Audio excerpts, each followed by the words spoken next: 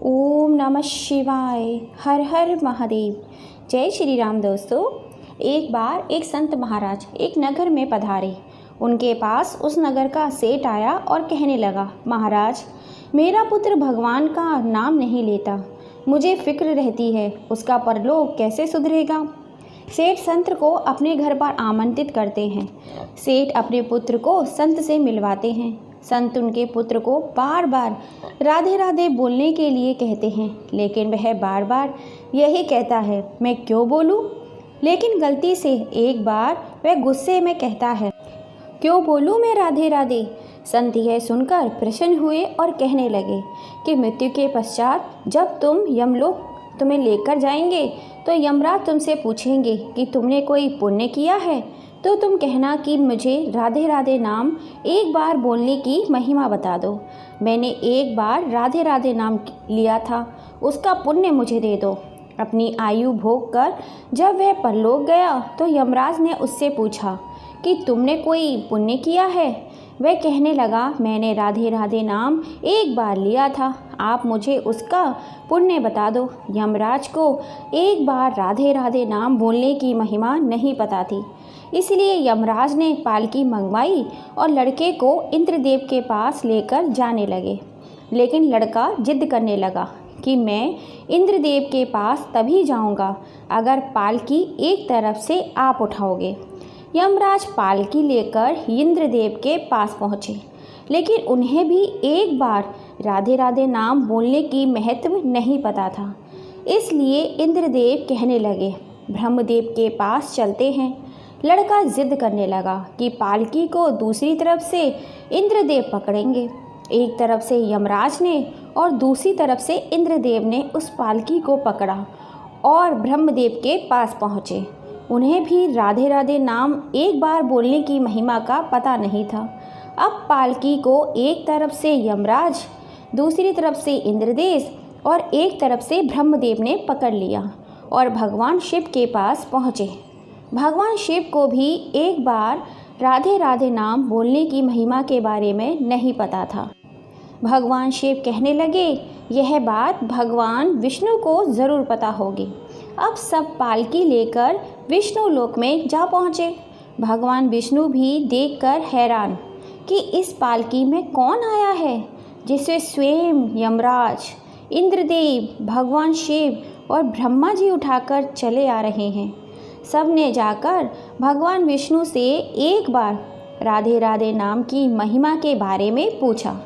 भगवान विष्णु कहने लगे कि राधे राधे नाम की महिमा यह है कि देखो, जिसकी पालकी एक तरफ से स्वयं यमराज, दूसरी तरफ से इंद्रदेव और तीसरी ओर से ब्रह्मा जी और चौथी ओर से भगवान शिव उठाकर लाए हैं, उसे अब भगवान विष्णु की गोद में बैठने का सौभाग्य प्राप्त होगा और उसने एक बार राधे राधे बोलकर मोक्ष प्राप्त कर लिया है। इस तरह राधे राधे बोलकर उस व्यक्ति ने मोक्ष को प्राप्त कर लिया। जन्म मरण के इस बंधन से वह छूट गया। ऐसी महिमा है राधा नाम की। प्रेम से बोलो राधे राधे। जय श्री राधे। बोलो भगवान श्री कृष्ण की जय। राधा रानी की जय। दोस्तों, श्री कृष्ण कहते हैं कि किसी के मुख से रा शब्द सुनते ही मैं उसे भक्ति प्रदान करता हूँ और धा शब्द सुनते ही राधा रानी का नाम सुनने की लालसा में मैं उसके पीछे पीछे चला जाता हूँ। भगवान श्री कृष्ण कहते हैं कि जिस भक्त ने मेरे 100 नाम का स्मरण किया और श्री राधा रानी का एक बार भी नाम लिया, दोनों का फल एक समान होगा। लेकिन जो भक्त सदा सर्वदा राधा का नाम जप करते हैं, उनको क्या फल मिलता है मैं भी नहीं जानता। दोस्तों, एक पौराणिक कथा के अनुसार एक बार मोर नंदगांव में श्री कृष्ण को रिझाने के लिए प्रतिदिन भजन गाया करता था, लेकिन श्री कृष्ण उसकी तरफ ज़्यादा ध्यान नहीं देते थे। श्री कृष्ण के इस व्यवहार से मोर एक दिन रो पड़ा। उसी समय एक मैना उधर से गुजरी। उस मोर से पूछने लगी, यह तो श्री कृष्ण का द्वार है, यहाँ क्यों रो रहे हो।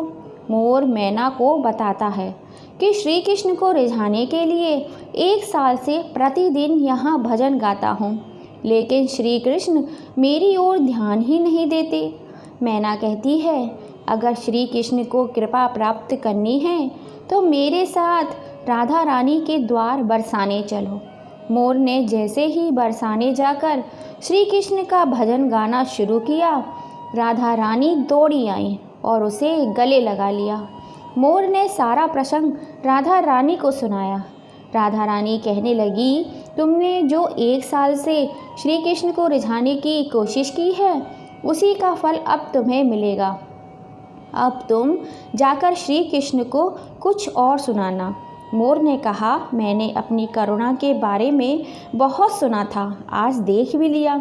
अगले ही दिन मोर नंदगांव में जाकर राधा रानी की महिमा के गीत गाने लगा।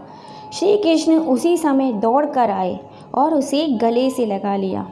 मोर कहने लगा, अरे छलिया, 1 साल से तुझे रिझाने की कोशिश कर रहा हूँ, लेकिन तूने कभी ध्यान नहीं दिया।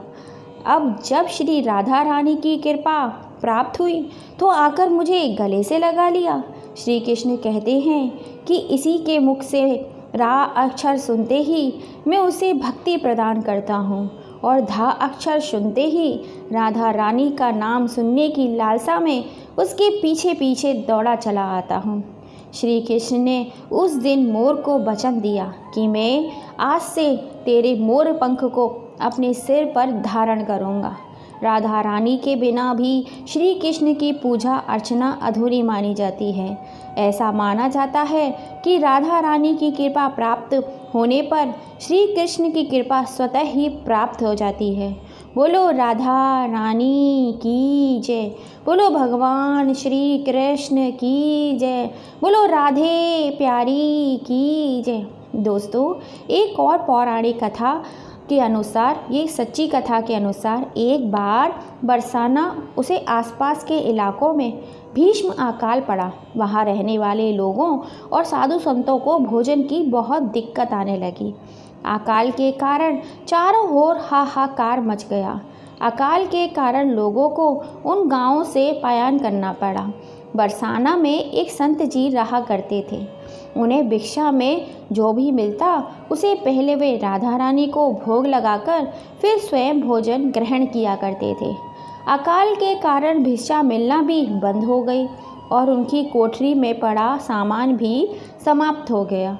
उनकी करुणा पुकार सुनकर एक सुंदर सी ब्रज कन्या वहां आई और पूछने लगी, बाबा कहाँ जा रहे हो? संत ने उदास स्वर में कहा कि यहाँ पर अकाल के कारण भिक्षा प्राप्त नहीं हो रही है, इसलिए इस पेट की भूख शांत करने के लिए यहाँ से पलायन करने की मन बना रहा हूँ। ब्रज कन्या कहने लगी कि बाबा आप मेरे घर भिक्षा लेने आना। मेरी मैया हर रोज़ भिक्षा देने के लिए भोजन निकालती है। संत कहने लगे कि पुत्री, मैं नहीं जानता कि तुम्हारा घर कहाँ है। ब्रज कन्या बोली, बाबा मैं वैद्य श्रीधर की पुत्री राधा हूँ। आप वहाँ आकर कहना जो आले में भोजन पड़ा है वह मुझे भिक्षा में दे दो।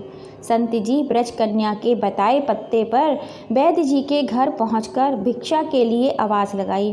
वैद्य जी बाहर आए और कहने लगे, बाबा आज तो हमने भिक्षा नहीं निकाली।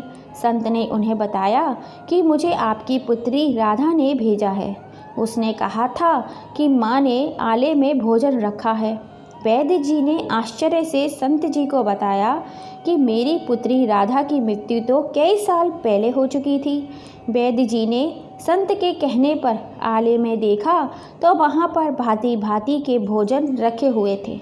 वैद्य जी की पत्नी कहने लगी कि मैंने तो कभी भी यहाँ पर भोजन रखा हुआ नहीं देखा।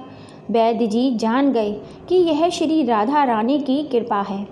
वैद्य जी ने बड़े चाव और प्रेम से संत जी को भोजन कराया। वैद्य जी कहने लगे, बाबा अब प्रतिदिन यहाँ से भोजन ले जाना। राधा रानी की कृपा से संत जी के प्रतिदिन के खाने का इंतज़ाम हो गया। तभी तो कहते हैं कि बड़ी करुणामयी है राधा रानी। वह अपने भक्तों को संतों का सदैव ख्याल रखती हैं। बोलो राधा रानी की जय, बोलो भगवान श्री कृष्ण की जय। बोलो राधा वल्लभ की जय। दोस्तों, आपको छोटी छोटी ये कहानियाँ पसंद आई हो तो प्लीज़ ज़्यादा से ज़्यादा इसे शेयर कीजिएगा, लाइक कीजिएगा, कमेंट कीजिएगा, और अगर अभी तक आपने सब्सक्राइब नहीं किया है तो जल्दी से कर लीजिए। फिर मिलेंगे। जय श्री राधे।